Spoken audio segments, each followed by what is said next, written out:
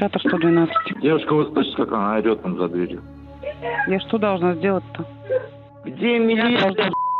Чего так разговариваете? А как мне дверь-то открыть, там ее убьют сегодня? Полиция приедет, не надо материться.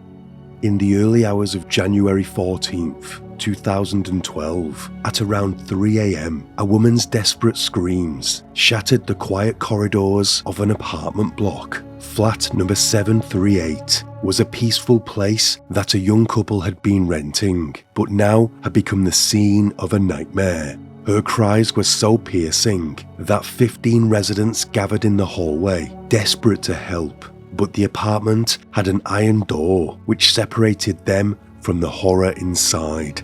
"Help me, he's going to kill me," she screamed from the other side. With the neighbours' hearts pounding, they called the police, and for 3.5 hours, frantic calls flooded the authorities. These calls would later become part of a separate investigation in a case that would cause huge national outrage in Russia. A woman begged for her life, and those on the other side of the iron door could do nothing but listen.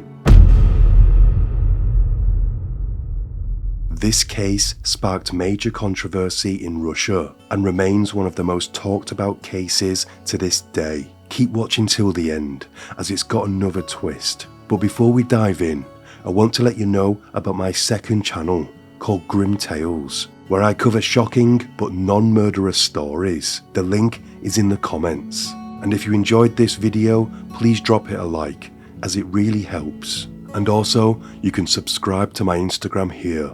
Thank you. This video is created solely for educational and documentary purposes. It does not endorse or condone the criminal actions described within. Vera Pekteleva was born on September 24th, 1997, in the town of Kiselev in the Kemerovo region, Russia. Vera was known for her gentle nature. From a young age, she displayed talents in creative writing and singing. She would take singing lessons and enter regional competitions and even win. Her family fully expected her to pursue a career in the arts, but she chose a different route after graduation. Enrolling in a technical university, Vera chose to study economic security with a clear goal in mind. She wanted to fight corruption. Vera's family was somewhat complicated, but filled with love. Her parents Oksana and Evgen had separated when she was still a child, yet both remained deeply committed to raising her. Even after Evgen remarried, Vera was treated as part of his new family. She was welcomed during the holidays and was never made to feel like an outsider by her other siblings. Her university was only a few hours away from her mother's home in Kiselev, so Vera frequently visited, especially during the holidays. Her relationship with her mother, Oksana, was incredibly close. They confided in one another about nearly every aspect of their lives, which only deepened their bond over time. In 2017, during one of her visits to her mother's house, Vera was at a house party with friends when she made contact with an old classmate called Vladislav Kanis, known as Vlad. They got on great, and by 2017, they began dating. Vlad had endured a far more troubled upbringing. His mother abandoned the family, leaving Vlad and his brother, Stanislav, to be raised by their father. But when Vlad's father committed a crime, something rumoured to be involving a theft, he ended everything with a hunting rifle. Vlad witnessed the traumatic event. It left deep scars on his psyche. Vlad dropped out of school after 9th grade without any aspirations. He was withdrawn, known for his bad temper and physical aggression. He had a criminal conviction for robbery, a habit for excessive drinking, and though intelligent, he was a bully. It was no surprise that Vera's parents disapproved of the relationship. They knew the family well, and her father had urged her to leave Vlad, while her mother believed that Vlad was simply taking advantage of her. Yet Vera believed she could change him, that her love might soften his edges. She seemed happy, posting pictures of them on social media. The pair looked every bit the typical young couple in love, but cracks were already forming.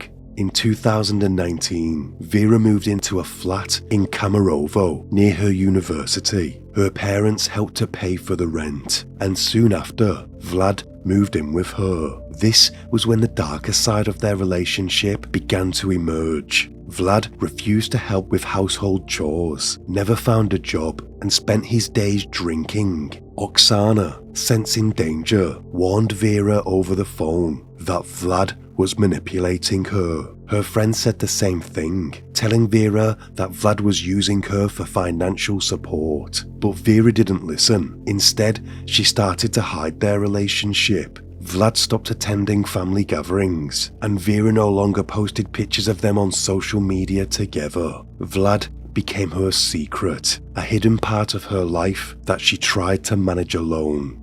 Vera's parents believed that she was being physically abused by Vlad. I can only imagine the frustration they must have been going through at this point. But in the autumn of 2019, after arguing too many times, being hit, and realizing he was never going to change, she decided to leave him, much to the relief of her parents. She wanted things to be civil and moved out of her own flat, taking with her only essential items, and moved into the university dorms. Vlad literally stayed living in the apartment, even allowing Vera's parents to pay for another month's rent, whilst Vera wasn't even living there. He did not agree to the split and refused to accept reality. He would later tell his brother that she would either be with him or he would kill her. Unfortunately, his brother Stanislav did not take this seriously and thought it was more emotions running high. Over the coming weeks, Vera had been trying to arrange to pick up the rest of her belongings. She had called many times, but was either ignored or Vlad claimed to be busy. But suddenly, out of the blue, Vlad called Vera on the 12th of January 2020, and they arranged for her to pick up her belongings the next day. Vlad would later give his version of events during interrogation. He said, and quote, "When I called Vera on January 12th, I offered to help her move her remaining belongings to another apartment. Vera agreed to my offer to meet and move things. We agreed that I would help her with the move. On January 13th, we agreed to meet in the afternoon. She was supposed to come to me for her things. On January 13th, at around 4 or 6 p.m, Vera came to me. When she came, we packed both her and my things because I wanted to move out of this apartment too. I didn't want to live there without Vera. While packing, we drank alcohol, mainly beer and vodka. After that, I felt drunk, and Vera was also drunk. We drank alcohol until about 5 a.m. on January 14th. There were no conflicts between us when we were drinking, but when I started talking about our relationship, suggested we get back together, and told her that I knew she was seeing another guy, a conflict between us started. She didn't like it. After that, she started swearing, insulting me, hitting me. She kicked me at least 5 times in the groin area and hit me in the face at least 8 times with her palm. I didn't feel any pain when she slapped me. However, when she kicked me between the legs, I experienced physical pain. Vera started hitting me first. It made me angry. As I said, this was Vlad's version of events, but it did not match up with the facts of that night. But it shows his lack of remorse, his inability to acknowledge what he did. In truth, Vera had an exam the next day, so she wanted to be in and out of that flat as quickly as possible. She had asked a friend to meet her back at the dorm at 6 p.m. to help her carry her belongings. When at the flat at 5:08 p.m, Vera left a voice message to her friend. Так, Зай, ну смотри, я еще тут, я сейчас собираю вещи, блядь, нахуя всего. Ну, в принципе, смотри, я думаю, мне полчаса еще хватит. На такси я доеду, ну, да, надеюсь, в 6 где-то я буду в общаге. Ну, я тебе, как и говорила, 6, вот прям 6:30. Я не знаю, ты можешь к 6, в принципе, подъехать и поможешь мне поднять, если что, все. Then a second message is sent. Vera and Vlad are having a disagreement. Нет, я тебе сразу говорю, что сюда никто не зайдет. И... Я буду выходить. Нет, Вер, все равно не надо. Это то, что там человек будет тебя стоять, ждать, и там все потом... А чё? Ну, потому что... Then a third message is sent. It's said quietly. Кир, едь сюда. Then a fourth message is sent. In the background, you can also hear Vlad. Зай, короче, смотри, мне надо 30-40 минут. Ну, серьезно, просто вот по факту я смотрю на вещи, 30-40 минут, это Короче, прям она тебе максимум. напишет, когда мы закончим. Все, пока, Зай. просто жди. I believe that the physical abuse would have started shortly after this message. Then, at 7:19 p.m., a final voice note was sent. It was from Vlad himself. Кира, пожалуйста, я тебя прошу серьезно, отстань, отдохни пока что сейчас элементарно. Мне нужен этот человек в данный момент, и она со мной находится вместе. Мне это важно и нужно. Хватит, пожалуйста, не надо ни в чем помогать. Я и сам абсолютно во всем сегодня помогу. Просто уйди сегодня, пожалуйста. Her friend left the couple to it, seemingly believing that they were working things out. Only Vlad knows what happened for the next few hours, but I can imagine it was horrific. Then at 3 a.m, in the early hours of January 14th, 2012, the desperate screams of Vera shattered the silence of the apartment block's corridors. At first, it was only the apartments next door that came outside to see what the commotion was. But soon, people from all over the block gathered outside the door of the apartment, listening to her cries for help. They called the police. Здравствуйте, нам бы полицию вызвать. А то у соседей какая-то бойня происходит. Девушка орет прямо истерически. Вы за сотрудником полиции передали, направят экипаж для разбирательства. Помогите, спасите, орет благим матом. У меня тут соседи даже вышли уже с других квартир. Стучимся, дверь не открывается, она кричит «помогите», и все. Vlad never truly intended to help Vera move out. His offer had been nothing more than a calculated ploy, a desperate attempt to win her back. He had stocked up on beer, liquor, and a bottle of vodka, perhaps hoping the alcohol would loosen the tension between them. But it became painfully clear that Vera had no plans of rekindling their relationship, and that's when everything spiraled out of control. Fueled by a toxic mix of rage and alcohol, the attack began. Later, during the interrogation, he would insist that he had only struck Vera 4 times, claiming that it was with the palm of his hand. He tried to explain that she had hit her head on the cupboard when she fell, but his excuses didn't stop there. Vlad confessed to strangling her with an iron's cord, not to kill her, he said, but only to make her pass out, anything to silence her scream. In truth, Vlad hit her over 100 times and tortured her for 3.5 hours. She was punched and kicked in the face, resulting in a broken nose and ribs. She was beaten all over her body, and a pathologist would later say that she had bruises, abrasions, cuts and lacerations all over her. He also forced himself on her. Vlad could have ended this quickly, but he wanted to inflict as much pain as possible for as long as possible. At some points, Vera ran to the iron door, banging on it, screaming for help, but the neighbours could not break through the iron. Vlad could be heard pulling her back. Again, the neighbours phoned the police. Девушка, ну а где экипаж? Я переключала вас на полицию. Что они вам сказали? Они нам ничего не ответили, они отключились. In the next call, Vera can be heard in the background at the door, screaming for help. Оператор 112. Девушка, вы слышите, как она орет там за дверью? Я что должна сделать-то? Где милиция? Чего так разговариваете? А как мне дверь-то открыть, там ее убьют сегодня? Полиция приедет, не надо материться.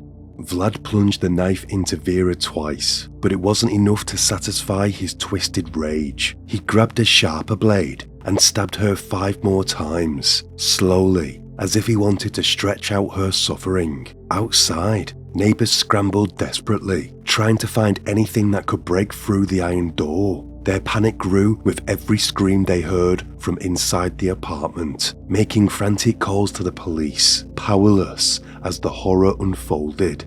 Can you imagine it, being so close to somebody as they're brutally murdered, hearing their dying screams, and yet there is nothing you can do?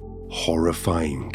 One of the people outside the door was Vlad's own brother, Slatislav. Vlad had spoken to him on the phone earlier that day, and something in the conversation unsettled Slatislav. enough to rush to the apartment. He knew that they had to get the door open. Vera's life depended on it.